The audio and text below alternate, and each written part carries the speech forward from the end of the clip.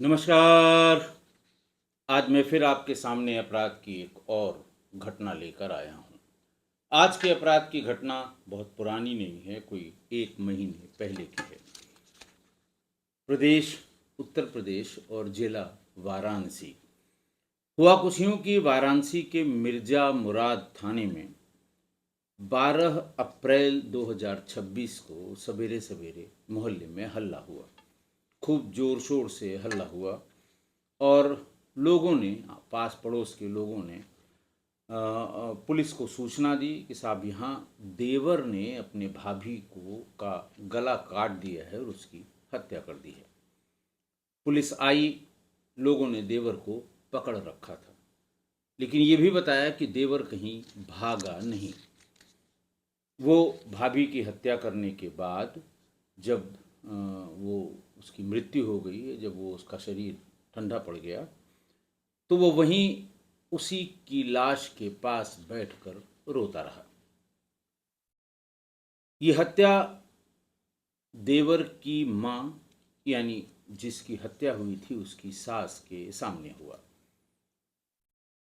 कुछ यूँ कि सवेरे सवेरे देवर की अपने भाभी से कुछ कहा सुनी हुई। वो अपने साथ एक कुल्हाड़ी लेकर आया था। उसने कुल्हाड़ी से गर्दन पर वार किया और भाभी गिर पड़ी, चीखने लगी। सास सवेरे सवेरे उठी थी, बाहर की तरफ बैठी थी। चीख पुकार सुनकर वो बहू के कमरे में आई। देखा कि उसका छोटा बेटा अपनी भाभी को कुल्हाड़ी से काट रहा था और उस बीच में उसके प्रहार से, कुल्हाड़ी के प्रहार से भाभी की एक टांग कटकर अलग हो गई थी। वो बाहर निकली, ज़ोर ज़ोर से चिल्लाई वो सास। जब तो उसके पति भी कमरे की तरफ दौड़े। चिल्लाहट सुनकर आस पड़ोस के लोग भी आ गए। सब भीतर घुसे तो देखा वो लड़का यानी देवर अपनी भाभी की लाश के पास बैठा रो रहा था। पूरे फर्श पर खून ही खून बिखरा हुआ था, दीवारों पर खून के छींटे पड़े हुए थे। खैर, पुलिस ने उसको हिरासत में लिया और थाने पर ले गए। पूरी डिटेल पुलिस ने पता की तो पता ये लगा कि महिला ये पूनम पटेल, जिसकी उम्र 28 साल थी, वो मिर्ज़ा मुराद थाना क्षेत्र के अमीनी गांव की रहने वाली थी। लच्छापुर गांव में 28 जून 2020 को, यानी घटना से सिर्फ 5 साल पहले, सुजीत कुमार के साथ उसकी शादी हुई थी। पूनम घर में सास ससुर, देवर अजीत पटेल 28 साल और 5 साल के बेटे के साथ रहती थी। पति सुजीत रेलवे कार्यालय में ग्रुप डी में नौकरी करता था और वहीं तैनात था।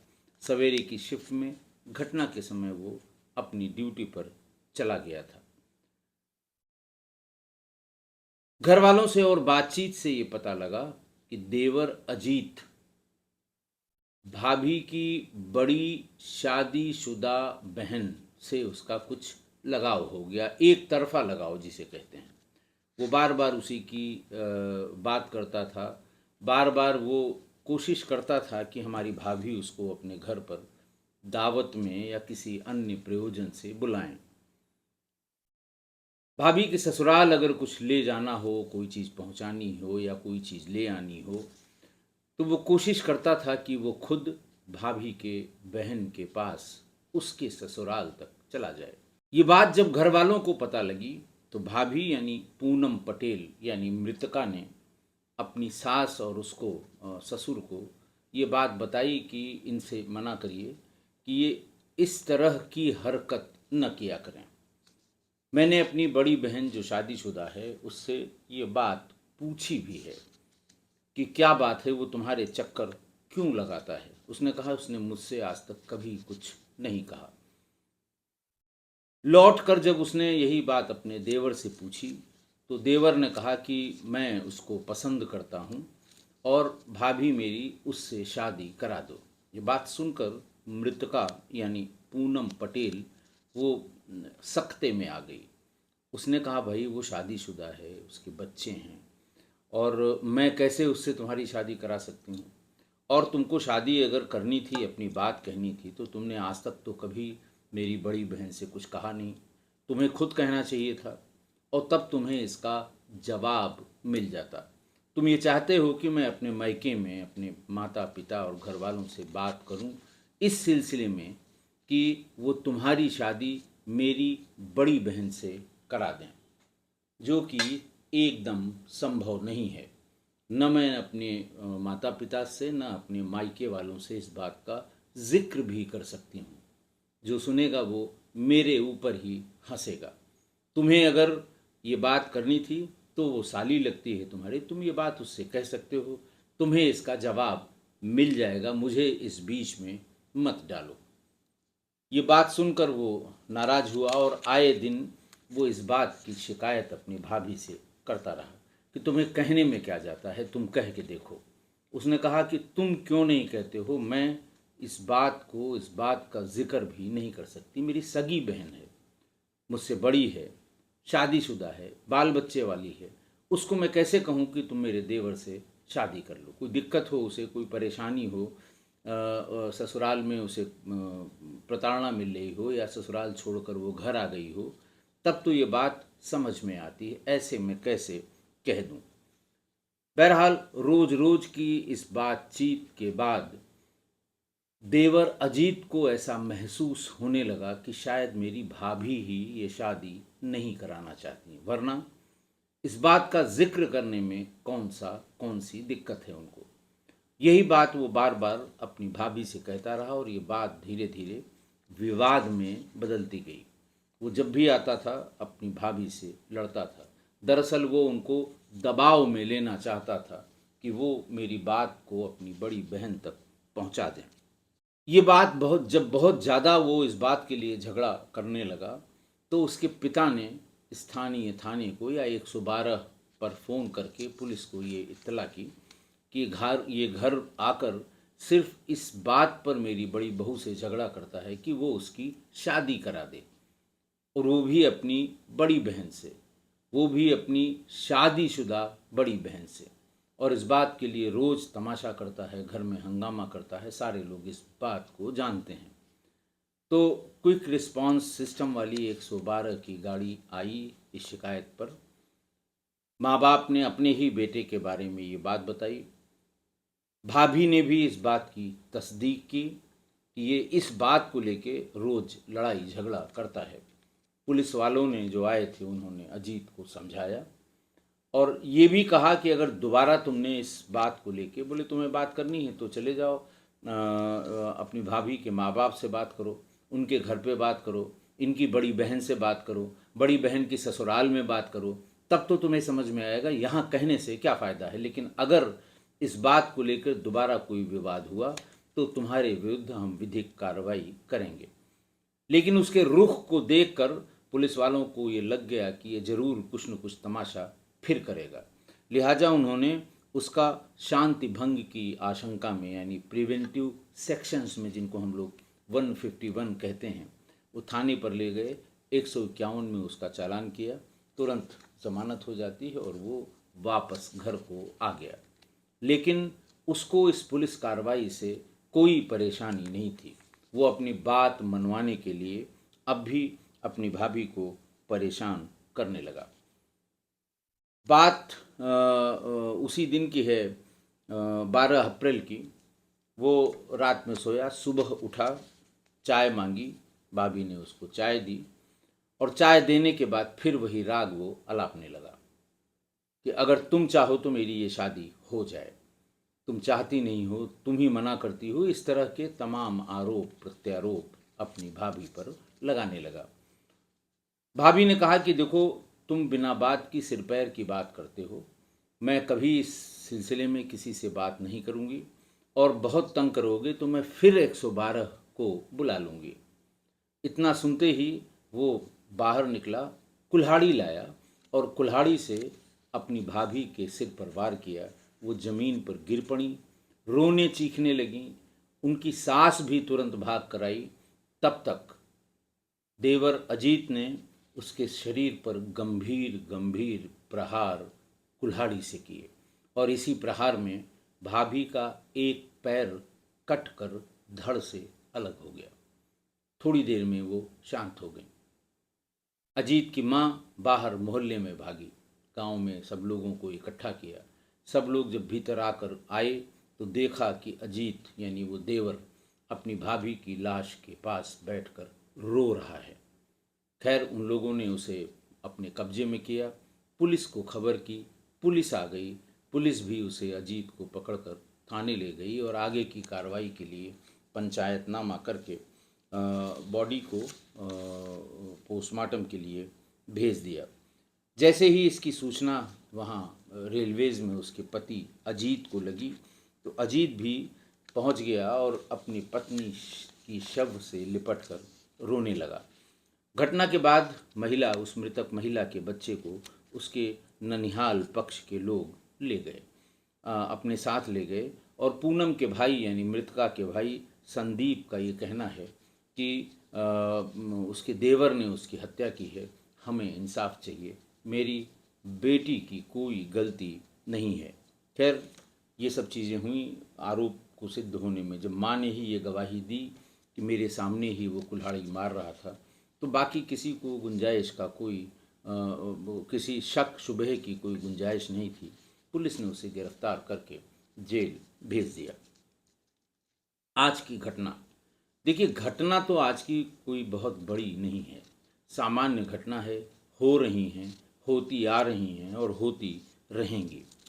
बस इसमें सिर्फ एक जो बात है कि एक तरफा प्यार की ऐसी जिद, उसका अंजाम यही होता है।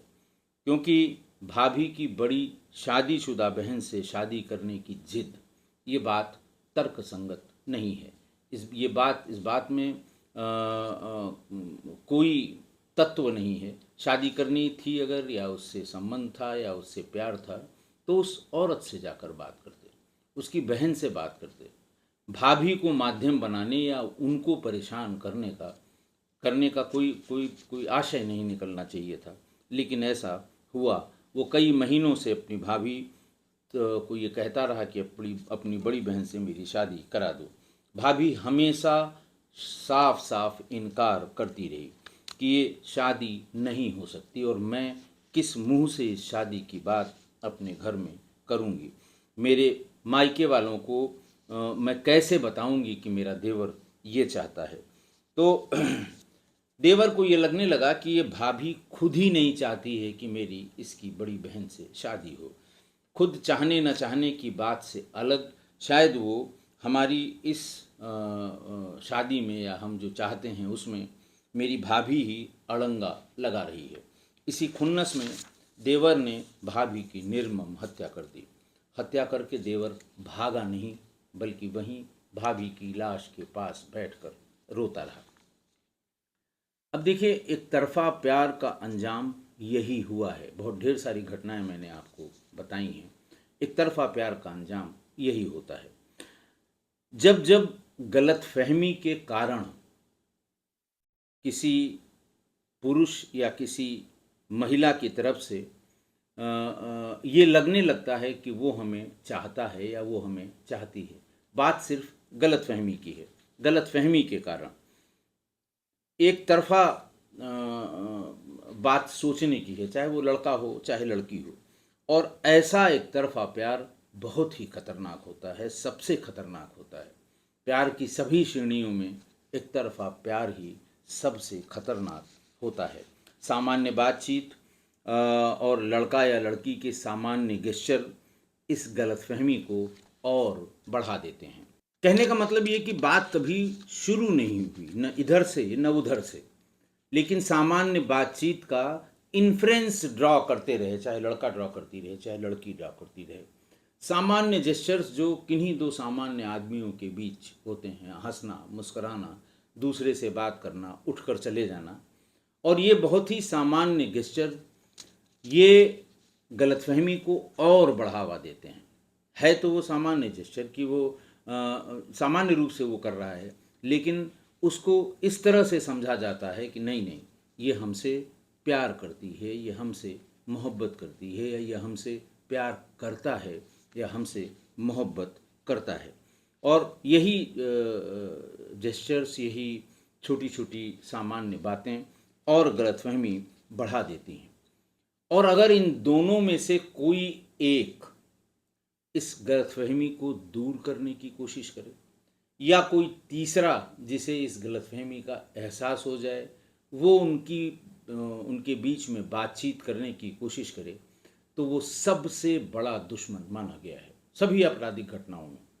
इस गलतफहमी को दूर करने में, चाहे वो लड़का लड़की खुद उनमें से एक हो कि भाई आपको गलतफहमी है, ऐसा ना मैंने कहा था, ऐसा ना मैंने सुना था, ऐसा ना मेरे कहने का आशय था, ऐसा मैंने कभी सोचा भी नहीं था, इस तरह की बात अगर कहने की कोशिश की गई है तो उसे सामने वाला या सामने वाली अपना सबसे बड़ा दुश्मन मानने लगती है।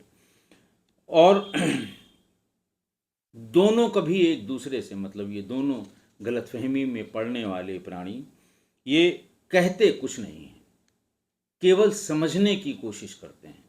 छोटी छोटी चीज़ों को अपने पक्ष में समझने लगते हैं कि नहीं नहीं बिल्कुल सही है, इसके मन में कुछ न कुछ ज़रूर है, और तभी ये गलतफहमियाँ बढ़ती चली जाती हैं। और इसी गलतफहमी, एक तरफा प्यार की इसी गलतफहमी की वजह से आज भाभी की हत्या देवर ने कर दी। इसी गलतफहमी के लिए बशीर बद्र ने बहुत सटीक कहा है, और शायद इसी तरह के मामलों के लिए कहा है कि मैं चुप रहा तो और गलतफहमियाँ बढ़ीं, मैं चुप रहा तो और गलतफहमियाँ बढ़ीं, वो भी सुना है उसने जो मैंने कभी कहा नहीं। आशा है आप लोग मेरी इन सब बातों से सहमत होंगे। आज के लिए इतना ही। बहुत बहुत धन्यवाद।